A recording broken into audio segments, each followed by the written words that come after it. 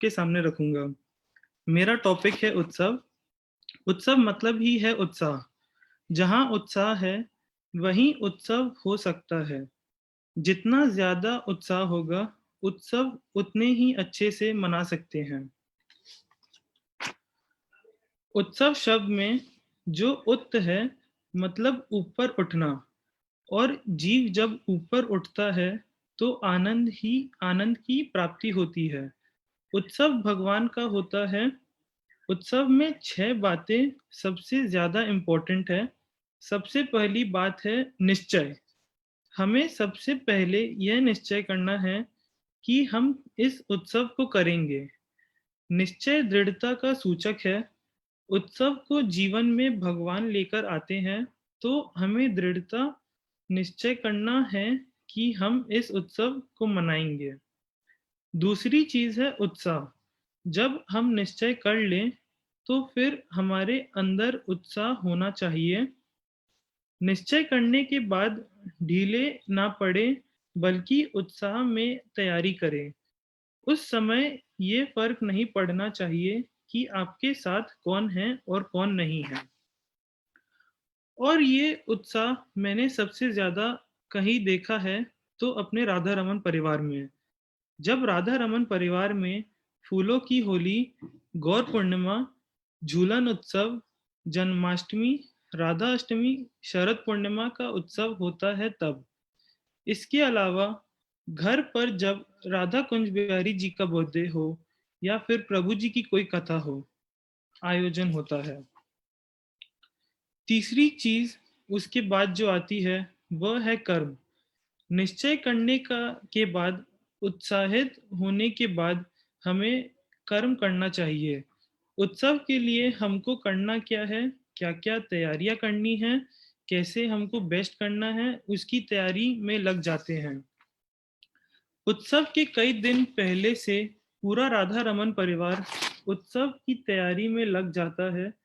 कैसे फूलों का श्रृंगार होगा, भगवान की पोशाक कैसे बनेगी, लाइट डेकोरेशन कैसे होंगे, प्रसाद में क्या क्या बनेगा, अभिषेक की तैयारी और भी बहुत कुछ। चौथी चीज जो आती है, वो है धैर्य। तैयारी करते समय हमें धैर्य को रखना चाहिए। कहीं ज्यादा उत्साहित होकर जो चीज जितनी आवश्यकता है, उससे कम ज्यादा न हो जाए। हमको ध्यान रखना चाहिए कहाँ पर कितनी चीजों की जरूरत है, कैसे करने से उत्सव सुंदर ढंग से हो सकता है। फॉर एग्जाम्पल, आप एक सुई के अंदर धागा डाल सकते हैं, परंतु रस्सी लेकर सुई के अंदर डालना चाहेंगे तो ये पॉसिबल नहीं है। उसी तरह उत्सव का माहौल सुंदर बना रहे, उसके लिए धैर्य जरूरी है।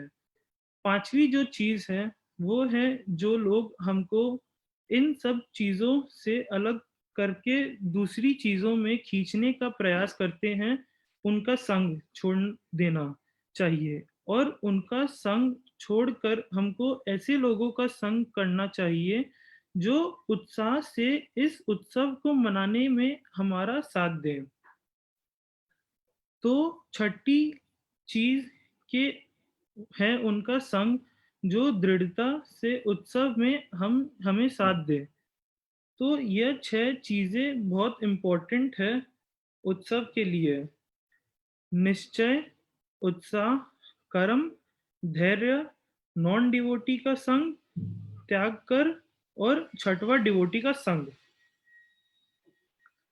उत्सव वाले दिन सब डिवोटीज का एक साथ बैठकर फूलों की पोशाक या माला बनाना, फूलों को तोड़कर इकट्ठा करना, सुबह से कई तरह के फलों का जूस निकालना भगवान के अभिषेक के लिए। और सबसे ज्यादा मजा आता है जब सब डिवोटी अपने अपने घर से प्रसाद बनाकर लाते हैं, तब तो भगवान भी 56 भोग खाते हैं। सब डिवोटी अच्छे से तैयार होकर भगवान का उत्सव मनाते हैं, और खूब कीर्तन करते हैं, हुए नाचते गाते हैं। इन सब से एक अलग ही आनंद आता है। वैसे ही अगर हमारे जीवन के हर कार्य में भी उत्सव हो जाए, मटेरियल लाइफ में भी अगर हम अपने जीवन में आनंद लाना चाहते हैं, तो सबसे पहले निश्चय करना चाहिए, फिर उत्साहित होकर उसे कर्म को करना चाहिए और धैर्य रखना चाहिए। फिर वैसे लोगों का संग छोड़ना चाहिए जो आपको उस काम से दूर करता हो और उन लोगों का साथ करना चाहिए जो आपको उस काम में मदद करे। तो हमारा कर्म भी उत्सव बन जाएगा। तो भगवान का ये उत्सव हमें आनंद भी देता है और हमको जीवन में कर्म करने की प्रेरणा भी देता है। यही आनंद हम अपने मटेरियल लाइफ में भी ला सकते हैं अगर हम अपनी सब चीजें भगवान से जोड़ दें और जो चीज उनको खुशी देती है वो ही करें। जैसे हम उत्सव भगवान को खुशी के लिए करते हैं, पर आनंद तो अल्टीमेटली हमको ही मिलता है। वैसे ही डेली लाइफ में अगर भगवान को सैटिस्फाई करने का प्रयास करेंगे तो हम भी सैटिस्फाई रहेंगे।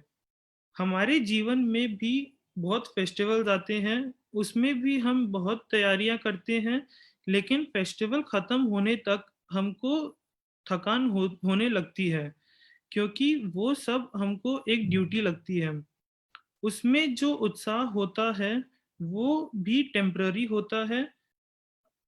शादी विवाह में हम बहुत उत्साह से तैयारी करते हैं, पर लास्ट में हमको बहुत थकान होती है और लगता है काम सलट गया। पर उत्सव में 7 दिन की भागवत कथा हो या 9 दिन की रामायण हो या 15 दिन की गौर कथा हो, अंत में हमको अफसोस ही होता है कि इनकी इतनी जल्दी समय बीत गया और ये उत्सव खत्म हो गया। उस समय हमको थकान नहीं होती, बल्कि इंतजार शुरू होने लग जाती है अगले उत्सव की। मैंने देखा है प्रभु जी, पापा, मम्मी और सब अंकल लोग बैठकर नेक्स्ट उत्सव की प्लानिंग उसी समय शुरू कर देते हैं विद द सेम उत्साह। जहां शादी के 2-3 दिन के फंक्शन के बाद हम थक जाते हैं और 15 दिन बाद भी एक अलग उत्साह रहता है इसमें। यही फर्क है फेस्टिवल और उत्सव में। दिवाली हो या होली, मैं देखता हूँ सब फेस्टिवल के बाद मम्मी के मुंह से हमेशा यही निकलता है कि थक गए। पर भगवान के उत्सव के बाद मैंने कभी किसी भी डिवोटी को मुंह से नहीं सुना कि मैं थक गया, बल्कि इंतजार रहता है नेक्स्ट उत्सव का। 6 बातों के बाद उत्सव के लिए एक पॉइंट और भी है। प्रभु जी हमेशा बोलते हैं कि हमें अपने सारे सेंसेस भगवान की सेवा में लगाकर रखना चाहिए। Eyes, ears, nose, tongue and skin, सबसे भगवान की सेवा होनी चाहिए। मैं तो समझता हूँ कि उत्सव इज द ओनली वे जहाँ ये पांचों सेंसेस एक साथ भगवान की सेवा में लग सकते हैं। हम आंखों से भगवान के विग्रह का दर्शन करते हैं, कान से भगवान का कीर्तन और कथा सुनते हैं, नाक से भगवान के फूल, तुलसी पत्ता, इत्र और अबू लेते हैं, जीभ से उनके कीर्तन में साथ देते हैं और भगवान का प्रसाद खाते हैं, त्वचा से भगवान के विग्रह का अभिषेक करते हैं, उन्हें नहलाते हैं, पोशाक पहनाते हैं, उनको तैयार करते हैं। यहाँ हम सारी इंद्रियों भगवान की सेवा में एक साथ लगा देते हैं। हाथों से भगवान की सेवा होती है, पैरों से भगवान के लिए नृत्य होता है, मुंह से भगवान की कीर्तन होती है, पृथ्वी, जल, अग्नि, वायु, आकाश भी भगवान के उत्सव में शामिल रहते हैं। पृथ्वी पर हम भगवान का मंडप सजाते हैं, जल से उनका अभिषेक करते हैं, अग्नि से उनकी आरती करते हैं और चवर से उनको हवा करते हैं। इस तरह सभी भगवान की सेवा में लगे रहते हैं। उत्सव भी एक ऐसा साधन है जहां हम भगवान के रूप, गुण, लीला, कथा और धाम का एक साथ दर्शन कर सकते हैं। जहां उत्सव होता है वह स्थान धाम में बदल जाता है। एक बात और, हम उत्सव में ही भगवान के साथ सभी तरह के संबंध एक साथ निभा सकते हैं। दास रूप में उनकी सेवा करके, सखा रूप में उनके साथ फूलों की होली खेल के, तो वात्सल्य रूप में उनको दूध दही से नहलाकर उनको तैयार करके, और माधुर्य रूप में उनको कीर्तन में नृत्य करके।